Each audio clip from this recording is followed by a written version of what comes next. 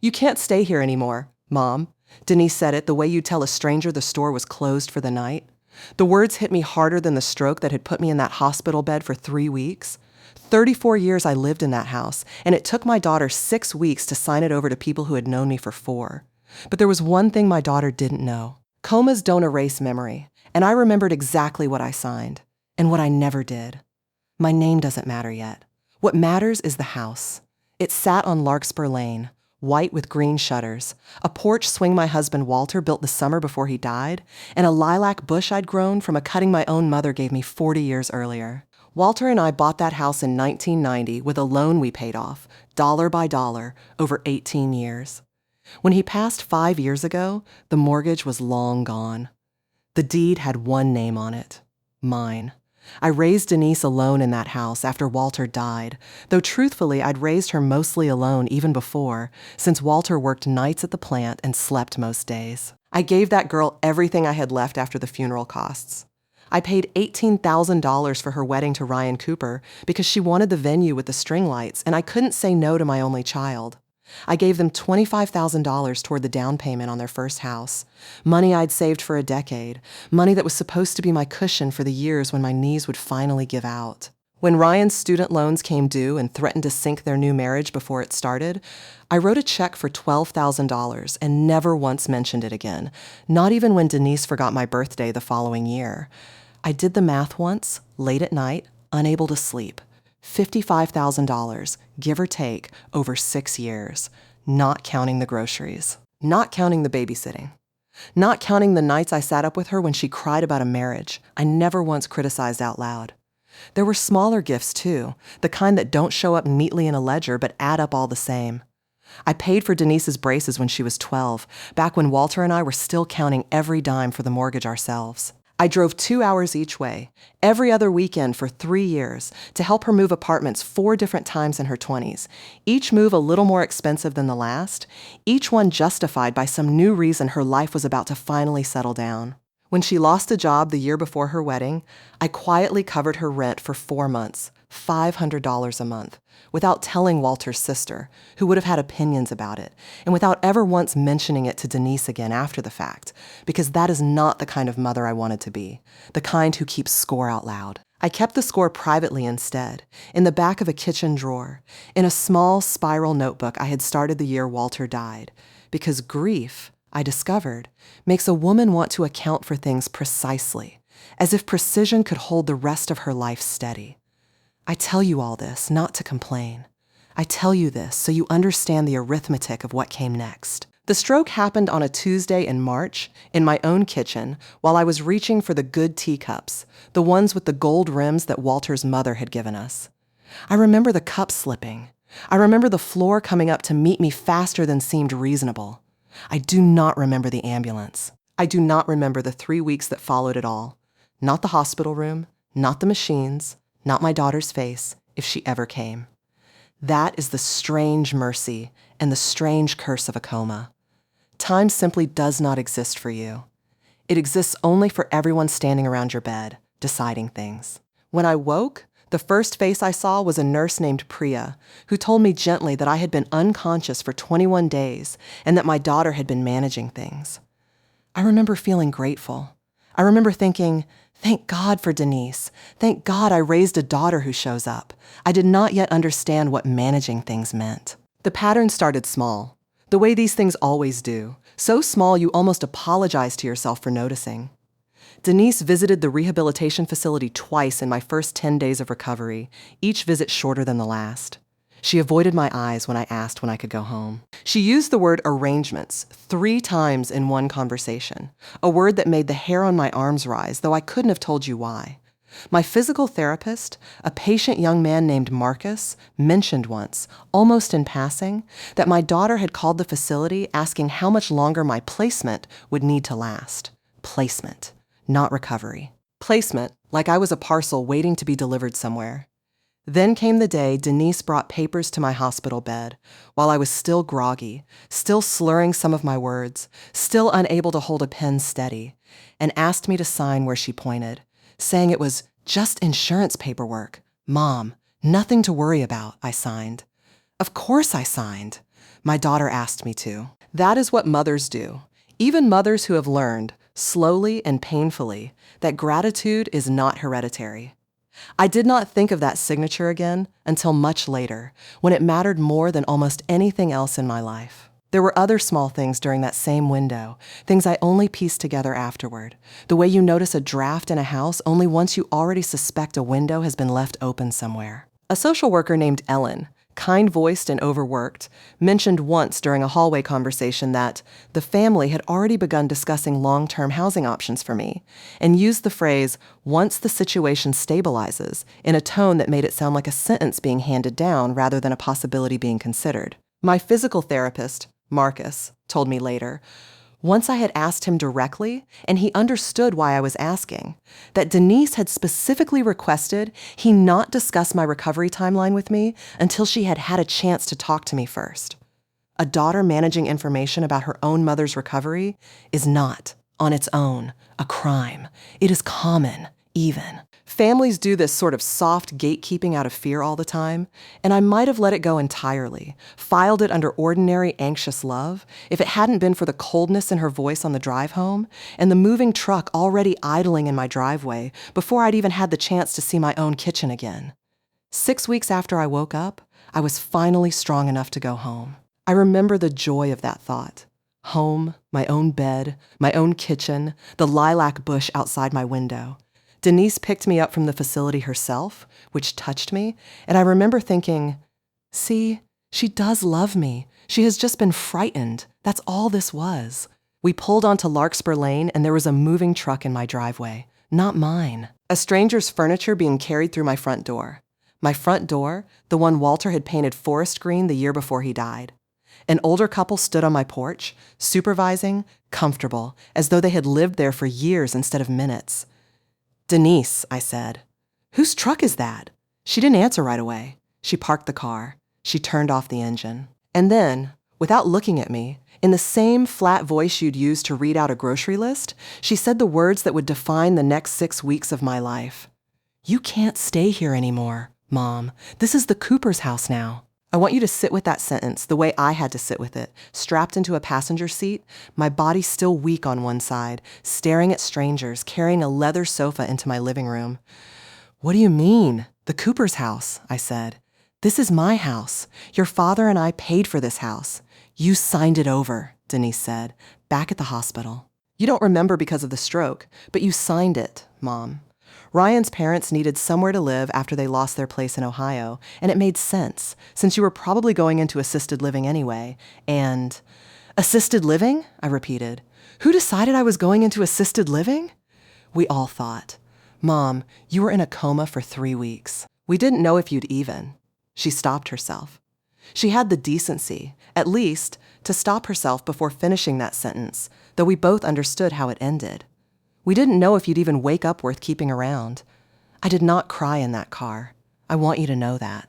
I have cried plenty in my life, but I did not cry then, because something colder and more useful than grief was already moving through me. I looked at my daughter, 34 years old, sitting behind the wheel of a car I had helped her afford, wearing a coat I recognized because I had bought it for her 2 Christmases ago, and I felt the particular, clarifying chill of understanding exactly where I stood.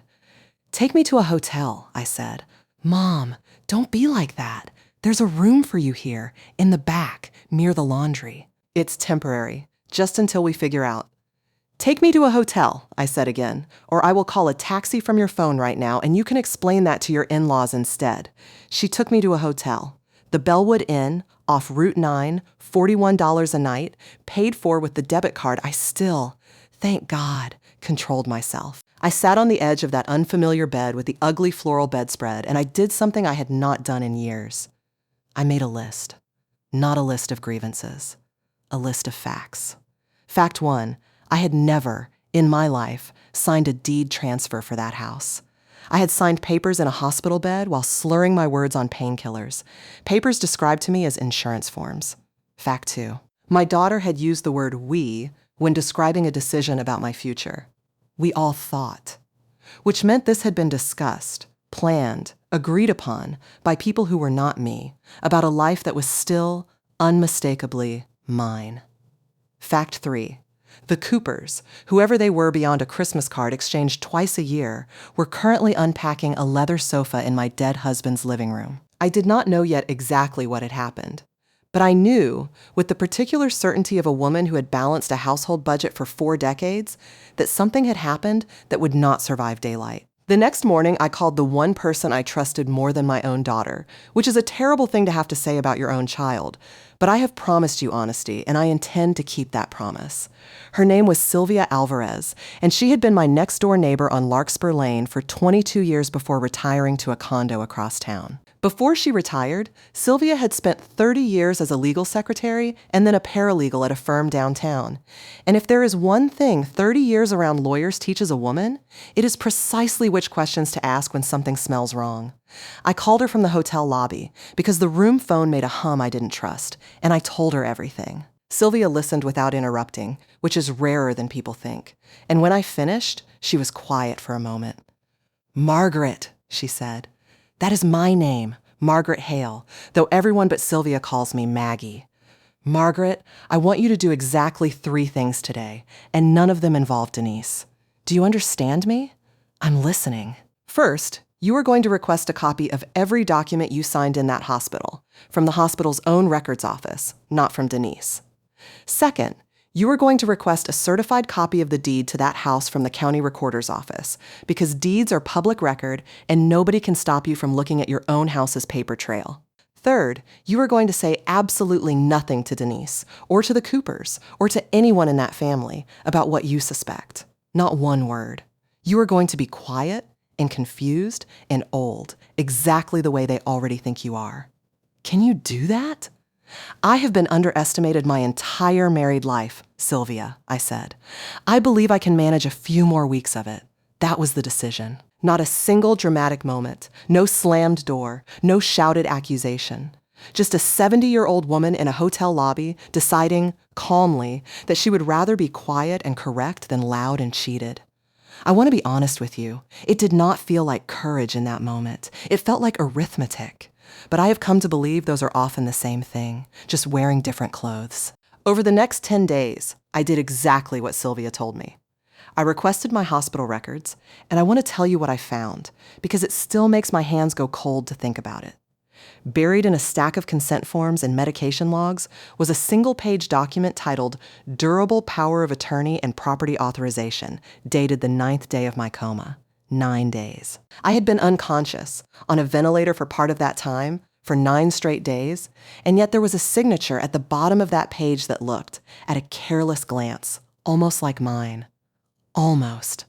I have signed my name perhaps 40,000 times in 70 years. I know my own signature the way I know the sound of my own voice. My M curls a particular way. My final L drags slightly, a habit from decades ago when Walter first taught me to write my married name at our kitchen table. The signature on that document had an M that curled the wrong direction and an L that did not drag at all. It was close. It was close enough to fool a notary working too fast at the end of a long shift, or a family member who wanted, very badly, to believe it was real. But it was not my signature. It never had been. I brought the page to Sylvia's condo, and she held it up to the light for a long time without saying anything, the way you'd examine a counterfeit bill. "Margaret," she finally said, "I want you to look at the notary stamp." I looked. The notary's name was printed clearly. Harold Denby. The date on his stamp was the same date as the document, the 9th day of my coma. "I know Harold Denby," Sylvia said quietly. "He notarized documents for that same law office for 11 years before he retired last spring." "Margaret, this stamp is dated after Harold Denby retired. This stamp is a forgery layered on top of a forged signature." I remember laughing, a short, disbelieving sound with no humor in it at all, the kind of laugh that escapes a body when it has run out of other reactions to offer. "Sylvia," I said. I once caught Denise sneaking a boy up the fire escape when she was 16, and I thought that was the boldest thing she'd ever do behind my back. I never imagined I'd be sitting at your kitchen table at 70 years old, holding proof that she let someone forge my name onto the deed of my own house. Sylvia reached across the table and took my hand. The same hand whose signature had been so carefully, imperfectly copied by a stranger, and she held it there for a long moment without saying anything at all, because some moments, she seemed to understand, do not need a lawyer's precision. They only need a friend's steady grip. I sat very still in Sylvia's kitchen, the same kitchen where she and I had shared coffee 1,000 times over 22 years, and I felt something shift inside my chest that was not sadness, not yet, but was moving quickly in that direction. Who would even know how to fake a notary stamp? I asked. Someone, Sylvia said. Who works around real estate paperwork every day? Margaret, what does Ryan do for a living? I had never asked. Isn't that something? I had paid for that man's student loans, sat across from him at 100 Sunday dinners, and I had never once asked what he did all day. I called Denise that evening, kept my voice as light and confused as I could manage, and asked, almost as an afterthought, whether Ryan still liked his job. He's doing great, Mom, she said. Made assistant manager last year at the title company. Why? A title company. The very office that processes deed, transfers, and property records for half the county. I did not sleep that night. But I also did not, and this is the part I am proudest of, call Denise back and scream the truth down the phone at her, satisfying as that would have felt for exactly 90 seconds before the consequences arrived. I called Sylvia instead, and Sylvia said one sentence that I have carried with me every day since. Anger feels powerful, Margaret, but paperwork wins lawsuits. There is a particular discipline required in gathering evidence against your own child, a discipline I had never had cause to learn before that spring. It requires you to become, for a time, a kind of quiet detective inside your own family, smiling at Sunday dinners you no longer attended, asking careful, harmless-sounding questions of nurses and clerks and county employees who had no idea what those questions were building toward. I learned to request documents using the polite, slightly bewildered tone of an older woman simply trying to understand her own paperwork, because that tone, I discovered, opens doors that outrage slams shut. A records clerk named Beverly at the county recorder's office spent 20 minutes helping me pull the full history of the deed to 14 Larkspur Lane, chatting all the while about her granddaughter's upcoming graduation, entirely unaware that the document she was printing for me would eventually sit at the center of a criminal case. I did not enjoy the deception of it, exactly, but I understood. The way you understand a hard truth about medicine or money, that gentleness and strategy are not opposites. Sometimes gentleness is the strategy. I asked her, that same night, why she was helping me so readily, without hesitation, when Denise was practically a niece to her, having grown up climbing the fence between our two backyards. Sylvia was quiet for a long moment before she answered. Because I watched Walter build that porch swing with his own 2 hands the summer before the cancer took him, she said. And I watched you sit on it every evening for a year afterward. Alone, before you finally let yourself smile again. That house isn't just wood and a mortgage, Margaret. It's the only place left where the two of you still exist together. Nobody gets to take that from you over a signature you never gave. I did not have an answer for that. I simply nodded, and we sat together in her small kitchen a while longer, not speaking, the particular comfortable silence of 2 women who have known each other long enough not to need to fill every quiet moment with words. The plan that followed had 2 stages, and I want to walk you through both, because I think there is something instructive in how ordinary and unglamorous justice actually looks when you are living inside it, rather than watching it happen to someone else on a screen. Stage 1 was documentation. I opened a separate bank account that Denise did not know existed, using an old, expired debit card of my own that I found in a drawer and had reissued, and I moved what remained of my modest savings into it. $11,000, all that was left after decades of giving it away to people who apparently could not be bothered to remember. I obtained certified copies of my hospital records, the forged power of attorney document, and the county deed transfer, which showed that the property at 14 Larkspur Lane had been transferred from Margaret E. Hail to Robert and Diane Cooper on the 14th day of my coma. 5 days after the forged authorization was signed, 3 days before I ever opened my eyes. I obtained a written statement from Priya, the nurse who had cared for me during that time, confirming that I had been under heavy sedation and intubated during the exact window when that document was supposedly signed with my own steady hand. Stage 2 was the lawyer. Sylvia recommended a woman named Renata Ford, who specialized in elder fraud and had, Sylvia told me with something like relish, eaten men like Ryan Cooper for breakfast for 15 years. I met with Renata in her small, cluttered office above a dry cleaner's, and I laid every document on her desk the way you'd lay down a winning hand of cards, except there was no triumph in it, only a tired, aching relief that someone else finally understood the shape of what had happened to me. "Mrs. Hale," Renata said, after examining every page twice, "this isn't just a fraudulent deed. This is forgery, notary fraud, and elder financial exploitation. And depending on who signed that authorization form, it may also be a felony. Do you want to press charges, or do you want the house back?" "I want both," I said. "But I want the house back quietly, before anyone knows I'm coming." Renata smiled for the first time since I'd walked in. "Then we file for an emergency injunction, voiding the transfer on the grounds of incapacity and forgery, and we do it before your daughter or the Coopers know what's happening. Judges move fast on elder fraud when the paperwork is this clean, Mrs. Hale. And your paperwork, if I may say so, is very clean." 2 weeks passed while Renata built the filing. I stayed at the Bellwood Inn. Then, when the weekly rate started to eat into my new savings, I moved into Sylvia's spare bedroom, which she offered without hesitation, the way real friends offer things, without making you ask twice. I saw Denise exactly once during those 2 weeks, at a diner she chose, where she picked at a plate of eggs and told me, without meeting my eyes, that the Coopers were adjusting well to the house, and that maybe, once I was more settled, we could talk about a small apartment nearby that she'd help me find. "That's very generous of you," I said, and I meant every syllable of it as a knife, though she did not seem to hear the blade in it at all. That is the strange thing about people who have wronged you. They often cannot hear themselves. They are too busy managing their own guilt to notice the sound it makes. I drove back to Sylvia's condo after that diner lunch and sat in the driveway for a long while before going inside, turning the conversation over in my mind. Denise had not once, in that entire hour, asked how my recovery was actually going, whether the tremor in my left hand had improved, whether the headaches had eased, whether I was sleeping. She had talked instead about the Coopers' new curtains, about a leak in the upstairs bathroom she assumed I'd want to know had been fixed, about how settled everyone felt now that the arrangement had a few weeks behind it. I realized, sitting there in that car, that my daughter had already begun rewriting the story in her own mind, turning a theft into a kindness, turning my displacement into an inconvenience that had resolved itself on its own. People do this. It is not always malice.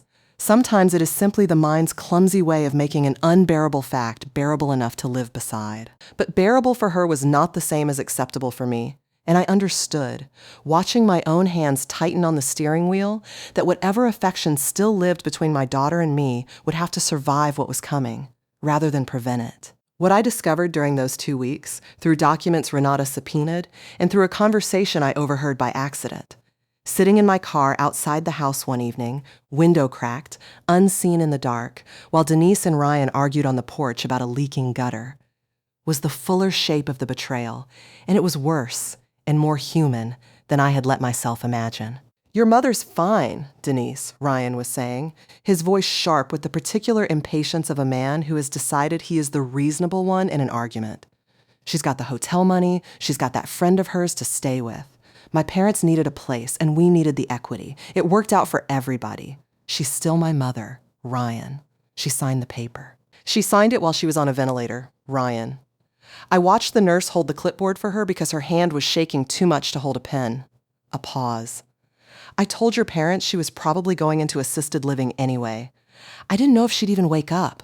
I didn't think it would matter this much if we just went ahead." I sat in my car in the dark, and I let that sentence settle into my bones. I didn't think it would matter this much if we just went ahead. My daughter had watched a nurse hold my hand steady enough to produce a signature that was then, apparently, still not steady enough, requiring someone else's forgery to finish the job. And she had known, at the time, exactly how unsteady that hand truly was. She had not been fully fooled. She had been willing. There is a particular kind of grief in learning that your child did not simply fail to notice your suffering, but noticed it and calculated around it. I will not pretend that grief did not nearly break the careful, quiet strategy I had built over 2 weeks. For one long moment, sitting in that dark car outside the house Walter had painted green with his own 2 hands, I wanted nothing in the world so much as to march up onto that porch and scream every true thing I knew directly into my daughter's face. I did not do that. I drove back to Sylvia's condo instead, and I cried the tears I had refused to cry in the car with Denise weeks earlier, and then I called Renata Ford first thing the next morning and told her to file the injunction. Sylvia found me at the kitchen table before sunrise, unable to sleep, going back over the documents one more time as though a fourth reading might soften what the first three had already made unmistakably clear. "You don't have to feel guilty for grieving her, Margaret," she said, setting a cup of tea in front of me without being asked. A person can be furious at someone and still mourn the version of them they thought they knew. That's not weakness. That's just what love costs when it's real. I held on to that sentence for the rest of that week, the way you hold on to a railing on a staircase you don't quite trust. I was not becoming a hard woman by fighting for my house. I was simply refusing to let softness be mistaken, ever again, for permission. The countermove, as Renata called it, was already mostly in motion by then. The injunction, the subpoenaed bank records showing the Coopers had wired $8,000 to Ryan the same week the deed transferred, presumably as some kind of arrangement between the families, the sworn statement from Priya, the forensic handwriting comparison Renata had commissioned from an expert who confirmed, within an hour of examining both signatures, that they had not been made by the same hand. Every piece was in place. All that remained was the reveal, and I decided, after much thought, exactly how I wanted it to happen. I did not want a lawyer's letter arriving in the mail while I sat safely elsewhere, satisfying as that might have felt. I wanted to look at my daughter's face when she understood what she had done, and I wanted the Coopers in the room to hear it too, because cowardice, in my experience, thrives best in rooms where the person it has wronged is absent. I asked Renata if I could deliver the news myself, with her present only as a witness and legal presence, not as the messenger. She agreed, reluctantly, on the condition that the paperwork, the injunction, already signed by a judge, the police report Renata had also filed for forgery and fraud, would already exist before I ever opened my mouth. "You can have your moment, Mrs. Hale," she said, "but we do this the safe way. Everything legal happens first. You just get to say the words." 6 weeks after I woke from that coma, 6 weeks, almost to the day, I asked Denise to gather everyone at the house for what I described only as a conversation about moving forward. I told her I wanted to make peace with the situation, and I watched something like relief cross her face, the relief of a person who believes the hardest part is already over. I arrived at 14 Larkspur Lane on a Saturday afternoon in April, with Sylvia beside me and Renata Ford one step behind, a slim folder in her hand. Denise opened the door in an apron, as though we were simply gathering for a family dinner, and behind her stood Ryan, and behind him, settled into what had once been Walter's favorite armchair, sat Robert and Diane Cooper, looking entirely at home in a house that had never, not for one single day, belonged to them. "Mom," Denise said, "you didn't have to bring. Is that a lawyer?" "This is Renata Ford," I said. "She's my attorney. I thought it was time you met her properly, since you've been discussing my future with her office's opposing counsel for 6 weeks without knowing it." The room went very quiet. I want you to understand that I had rehearsed almost nothing of what came next, because Sylvia had told me, wisely, that rehearsed speeches sound rehearsed, and what I needed instead was simply the truth, spoken plainly in the order it had happened. 6 weeks ago, I said, I woke up from a coma to find strangers moving furniture into my house. My house. The house your father and I paid for over 18 years. The house I have lived in for 34 years. The house whose deed has had exactly one name on it since 1990, and that name was mine. I let that sit. You told me I signed it away. You were wrong. I never signed anything. What I signed, on the 9th day of my coma, while I was sedated and on a ventilator, was a single sheet of paper that someone else forged the rest of. Someone traced a signature close enough to fool a notary. Except the notary's stamp on that document belongs to a man who retired last spring, 5 months before that document was dated. I turned, finally, toward Ryan, whose face had gone the particular gray color of a man watching his own arithmetic collapse in real time. I understand you work at a title company, Ryan. I understand title companies process a great many notary stamps. I wonder how many of them go through your desk in an ordinary week?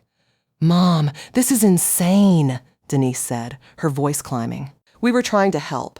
We didn't know if you were even going to wake up, and Ryan's parents needed. I know exactly what you knew, I said, and my voice did not rise at all, which I believe frightened her more than shouting would have. I sat in my car 3 weeks ago and heard you tell your husband, on that porch, that you watched a nurse hold my hand steady enough to sign. You did not think I would wake up. You did not think it would matter. Those were your words, Denise, not mine. Diane Cooper stood up from Walter's armchair, her face flushing with the particular indignation of someone caught benefiting from a theft they had chosen not to examine too closely. Now wait just a minute. We were told this house was already settled, free and clear, a gift from your daughter. We had no idea there was any question about. You wired $8,000 to your son the same week the deed transferred, Renata Ford said, speaking for the first time, her voice calm and utterly without heat. Bank records don't lie the way people do, Mrs. Cooper. We can discuss what you did or did not know with the district attorney's office, if you'd prefer, since a police report has already been filed for forgery, notary fraud, and financial exploitation of an elder. Or we can resolve this today, civilly, with the deed voided and the property returned to its rightful owner, which a judge has already ordered, as of this morning. She opened her folder and set 2 documents on the coffee table. The injunction, the police report, the way you'd lay down a hand of cards nobody at that table could beat. Robert Cooper, who had said nothing this entire time, looked at his wife, then at his son, then, finally, at me, and something in his face folded inward, the collapse of a man who had let himself believe a story because the story was convenient. "Diane," he said quietly, "we need to call our own lawyer. Now." Ryan did not defend himself the way his mother had. He sat very still in his chair, staring at the documents on the table, and when he finally spoke, his voice had none of the sharp certainty I'd heard through that cracked car window. "I didn't forge anything," he said. I know a guy. At the office. He does stamps for people sometimes, favors, nothing big. I never thought." He stopped. He put his face in his hands. Whatever came next in his life, I suspected, would arrive with considerably more consequence attached than a favor from a guy at the office. Denise did not collapse the way Ryan did, and she did not deflect the way Diane Cooper had. She simply stood in the middle of her own living room, in her apron, and looked at me with an expression I had not seen on her face since she was 7 years old and had broken her father's watch and understood, all at once and too late, exactly how much trouble she was in. "Mom," she said, and her voice cracked on the word. "I'm your daughter." "Yes," I said, "you are. And I have spent $55,000 over 6 years proving I remember that, even when you seem to forget it entirely." I did not say this cruelly. I said it the way you'd read a number off a receipt, because by then, that number had simply become a fact of my life, one more line in the ledger. I am not here to destroy you, Denise. I am here to take back what is mine. What happens to you after that is going to depend a great deal on what you do in the next 5 minutes. Diane Cooper, meanwhile, had begun gathering her things from the side table by the window, moving with the brisk efficiency of a woman who has decided that dignity now means leaving quickly rather than staying to argue. "This is a misunderstanding that will be resolved through proper channels," she announced to the room in general, to no one in particular, the way people speak when they have already lost an argument but cannot yet let themselves admit it out loud. Robert did not move from his chair. He simply sat there, turning his wedding ring around his finger, the small, unconscious gesture of a man rehearsing a much longer, much harder conversation he knew was still ahead of him. "Mrs. Cooper," Renata said, not unkindly, "the proper channels have already ruled. The injunction is dated this morning. I'd encourage you to speak with your own attorney about the timeline for vacating the property, because the court has set one, and it is not generous." Diane opened her mouth to respond, closed it again, and sat back down, and for a moment the only sound in that living room, my living room, Walter's living room, was the ordinary tick of the mantel clock that had sat on that shelf since 1994, utterly indifferent to the collapse happening beneath it. She sat down. She put both hands over her face, and she cried in a way I had not seen since Walter's funeral. And I want to tell you, honestly, that some small, tired, aching part of me wanted to cross that room and hold her the way I had held her through every fever and every heartbreak of her childhood. I did not do that either. I let her cry. There is a kind of love that still shows up for the reckoning, even when it refuses to soften the reckoning's edges. And I had decided, somewhere in that dark car outside my own stolen house, that this would be the shape of my love going forward. Present, but no longer foolish. The reckoning that followed did not resolve in a single afternoon, and I will not pretend it did, because I have promised you the truth of this, and not a fairy tale. The deed was voided within the week, exactly as the injunction specified, and the Coopers were given 30 days to vacate the property, a deadline they met with 9 days to spare, moving out under the particular quiet shame of people who had let themselves want something too badly to ask hard questions about where it came from. Robert Cooper called me once, near the end of that month. Not to apologize exactly, but to say that he was sorry things had gotten complicated, which is the sort of sentence people say when they are sorry for the consequences and not yet sorry for the choice. Ryan was placed on leave from the title company pending an internal investigation, and the police report Renata filed did, eventually, result in charges. Not against Denise, who Renata and I agreed, after long conversation, would not be charged, given that the forgery itself had not been proven to be her own hand, only her knowledge and her silence. But against Ryan, whose guy at the office turned out to have notarized at least 6 other fraudulent documents over 2 years, a small crime ring built entirely on convenience and greed. Unraveling now because one old woman had refused to accept a story that didn't match her own memory of her own hand. In the days immediately following that Saturday afternoon, the family did not simply scatter and disappear the way it might in a story with a neater ending. Diane Cooper called Sylvia's condo twice, both times when she believed I would not answer, and left messages insisting that she and Robert had never seen a single suspicious thing about the paperwork, that they were victims too, in their own way. A claim I found difficult to hold alongside the memory of her settling so comfortably into Walter's armchair on the very afternoon movers carried her. Furniture through my front door. Robert, to his credit, did not attempt that same argument. He called once, as I mentioned, not quite to apologize, and then a second time, a week later, to say that he and Diane had decided to return the $8,000 Ryan had wired them, for whatever that's worth now. It was not worth very much, honestly, set against 34 years of a house and the particular violation of being declared incompetent by people who had known me only 4 Christmases. But I told him, evenly, that I appreciated the gesture because I had decided, somewhere in that long, sleepless week, that I did not want to become a woman who could not recognize even a small, late attempt at decency when it appeared in front of her. Denise came to see me at Sylvia's condo 3 days after that Saturday afternoon, alone, without Ryan, and she did not ask to move back in with me or ask for anything at all. She sat at Sylvia's kitchen table, the same table, coincidentally, where I had first learned the truth about the forged signature. And she told me that she had asked Ryan for a separation, not because of the fraud alone, though that was part of it, but because she had realized, sitting in that living room watching me lay out the truth so calmly, that she did not know when she had stopped seeing me as a person and started seeing me as a problem to be managed. "I don't expect you to forgive me," she said. "I just wanted you to know I finally understand what I did. I did not forgive her that day. I want to be honest about that, because forgiveness offered too quickly is often just another kind of exhaustion wearing a gentler name. But I did not close the door either. I told her that understanding was the first requirement, not the last one, and that if she meant what she'd said, she would have a great deal of time to prove it, starting with nothing more dramatic than showing up, consistently, in the small and unglamorous ways she had failed to show up before. 6 weeks after that terrible sentence on my own front porch, "You can't stay here anymore, Mom," I moved back into 14 Larkspur Lane alone, the deed restored fully to my name, the lilac bush blooming exactly on schedule outside my kitchen window as though nothing at all had happened to the house while I was away. I sat on Walter's porch, swinging that first evening home, and I thought about the arithmetic that had brought me there. $55,000 given freely. 1 signature forged, 1 notary stamp faked 5 months after its owner had already stopped working, and 1 daughter who had gambled that a mother in a coma would never wake up smart enough or strong enough to notice what had been taken. I want to tell you what I have learned, because I think it matters more than the house, more than the lawsuit, more than watching Robert Cooper's face fold in on itself in my own living room. I have learned that dignity is not the absence of anger.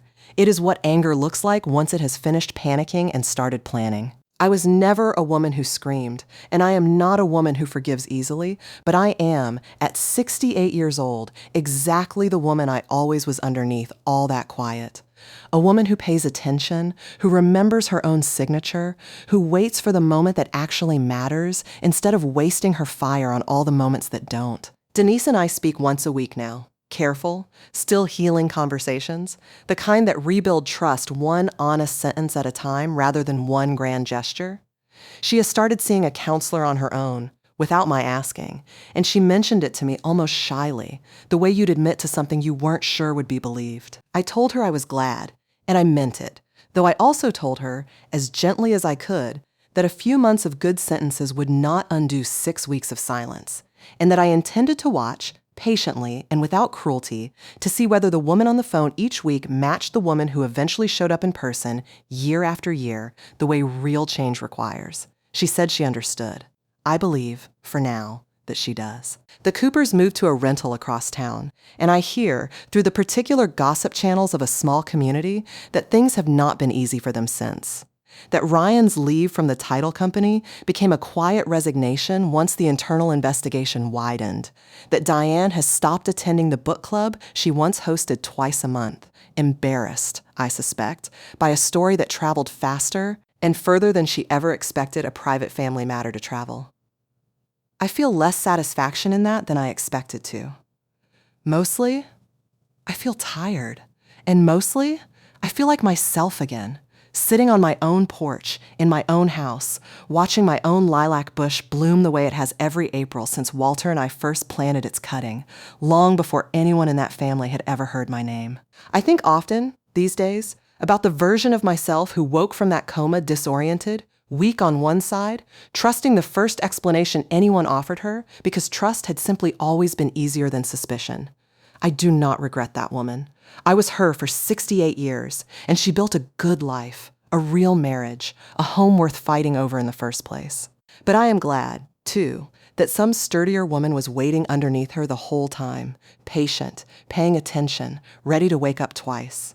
Once in that hospital bed, and once again, more slowly, in a hotel room with an ugly floral bedspread, to the shape of what had actually been done to her while she slept. If this story stayed with you, I would love to hear from you in the comments. Tell me, what would you have done in my place? And from where in the world are you listening? Don't forget to like and subscribe, please. There is so much more waiting for you. With love and respect. Until next time.